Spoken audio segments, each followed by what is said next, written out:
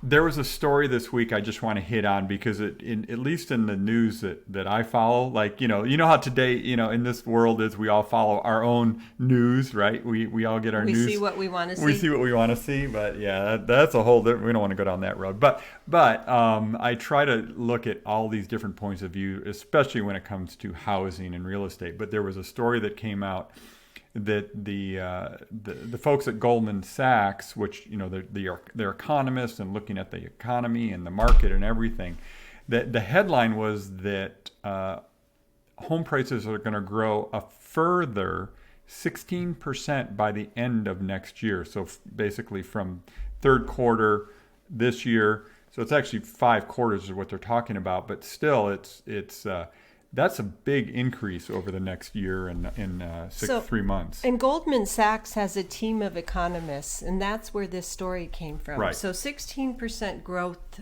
between now and the end of 2022. That's big. And we're big. still seeing. Especially, sorry to interrupt, but especially when you consider, we're probably going to end this year somewhere between 15 and 20% price appreciation. And to be clear, we're talking national numbers here. We're not talking local, but still, I think it all applies, right? Right. So the supply chain issues, the a number of people wanting to buy, the lack of new homes being built and being affordable. When you think about the new homes being constructed in and around Albuquerque, Los Lunas, Belen, Edgewood, Santa Fe, Los Alamos, yes, the prices of those new homes, the entry level price now has gone up significantly in a year. Right. It's interesting because just maybe a year, let's say 2 years ago, we were having this conversation about new construction in the Albuquerque area, new home construction, single family homes. And we were saying, well, there's just no such thing as a $250,000 house in Albuquerque anymore. That was only a couple of years ago. Now we're saying there's no such thing as a under $300,000 house in the greater Albuquerque area. It's changed significantly. We know that new homes, the newly constructed homes, have a lot of really great features, including really energy efficiencies for comfort, for cost to own, for the investment of them. There's a lot of benefit for a new home. However, prices are up. Yeah.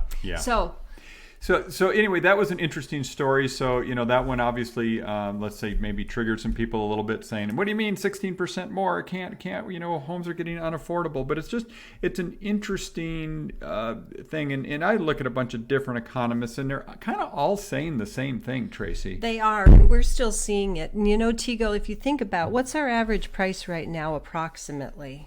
Somewhere median average? It's just shy of 300,000. It's been hovering right around 300,000 for the Metro Albuquerque area now. So if you took 16% on 300,000, let's just look at what that might mean in price, right? Yeah. A $300,000 house today, if we had 16% increase by the end of next year, that's $348,000. We're not promising that, though. We're just saying what it is what it is, right? So, that's gaining wealth. The takeaway is, if you're going to be buying in the next year, do it today. Even if it means locking in a new home to be built, a lot of the new home builders are saying a house we're going to start right now won't even be ready till next May or June. Now, many of them have houses already kind of in the works that might be ready in February, March, April. I know there's a few builders that are ready November, December with homes, but really good time to lock in home prices if you're thinking in the next year you want to be a buyer. Yeah. And we'd love to talk to you about that. We have a team of great realtors, Tego. We really do. And if you want to reach out to us, it's the Venturi Realty Group with Keller Williams Realty. Phone number is 448-8888. And, of course, that's in the 505. And our website is welcomehomeabq.com. And I might say, if you like stats and you like to know about our housing market and follow that, I would say follow Tego on Twitter. He's got great stuff he posts out there.